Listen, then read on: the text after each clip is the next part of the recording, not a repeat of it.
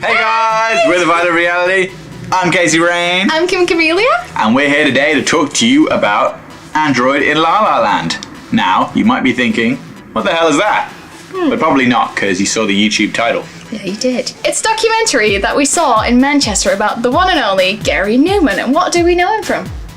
Cars, Our Friends Electric, Warriors, all those great tracks. Yeah. We love Gary Numan. We're Gary Numan fans. So when we saw that this was happening, we were like, we're going to that.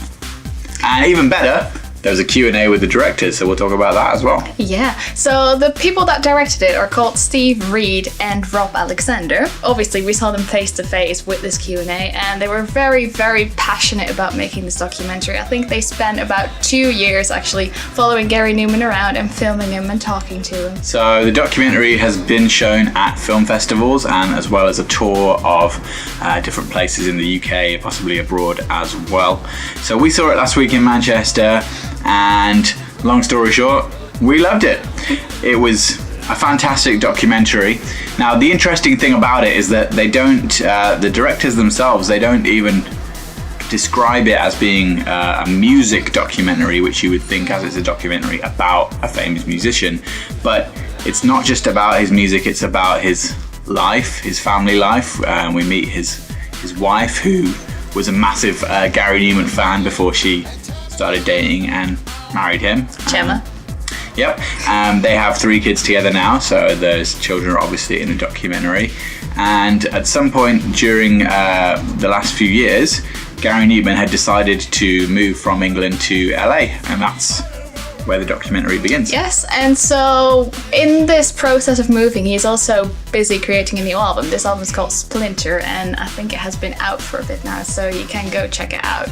I'm pretty sure you can find it on either way, iTunes, Google Music, Spotify, anywhere. But yeah, so he basically started creating it in his shed/studio kind of setting in England still, and then he finished it in LA in his new studio, in his new house, which was really cool because the person that he was working with, the producer that he works with, actually still lives in England, so he flew over here and there, and they actually had to work through communication online and on the phone and all that. So that was a very interesting process because they weren't together all the time, so they had to kind of work around each other and kind of see what would go and what the other person would like without actually physically being together as the two of them.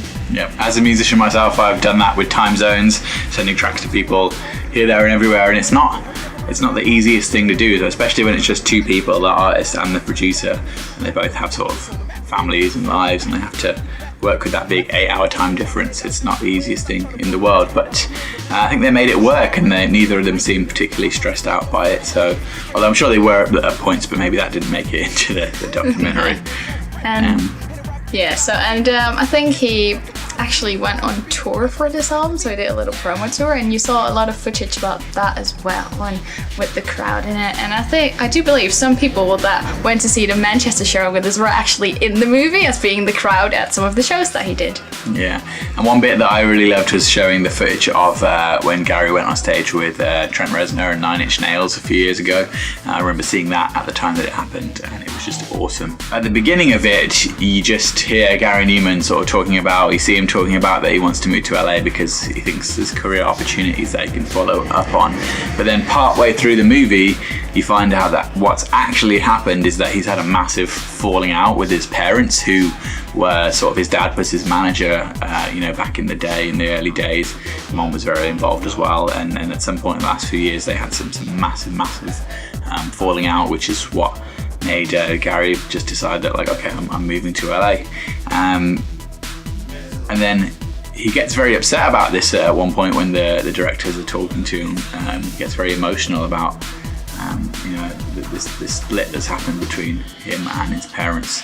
And then, obviously, without ruining the documentary for you guys, there is a point in it where they have this reconciliation. Yeah. It's a very, very important emotional moment. It was really weird to see such an intimate moment. Yeah, I think what the thing is that if you've got cameras all up in your face and you're talking about something that is that close to you, then it must be so scary to film something like that, because if you see the shots of these bits where he's talking about his family and how he's been depressed for a long time, it's literally that close to his face, like a really, really big close-up. So that must be so scary to do. And then in front of people that you didn't know before, they're actually the people that are making the documentary, and that you give a look into your personal life. That must be quite a scary thing to do. So I think it's very, very brave of him that he agreed to do this documentary and actually made it go in this kind of way to make it a more personal story, rather than just, oh, we're doing a new album, we're following the musician around and all of this and all of that. They also gave us a look into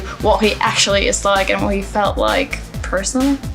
Yeah, and with a lot of music documentaries or documentaries about musicians, oftentimes you wonder how up close and personal and how intimate the directors are going to be allowed to get to that musician and that persona. And there was no, with this one, there was no distance between the filmmakers and with Gary. At one point he's just like, oh, me and my family are going on holiday, you guys should come, and the filmmakers get in the van and go on holiday with Gary Numan and his wife and kids, which is just like a very surreal kind of very thing to amazing footage that was in the documentary of that. And I think they're still friends. The directors said that when they were doing the Q&A with us, they said that they're still friends and they still keep in contact. One thing they talked about in the Q&A was that they didn't have any agenda other than just making the documentary that they were there to make.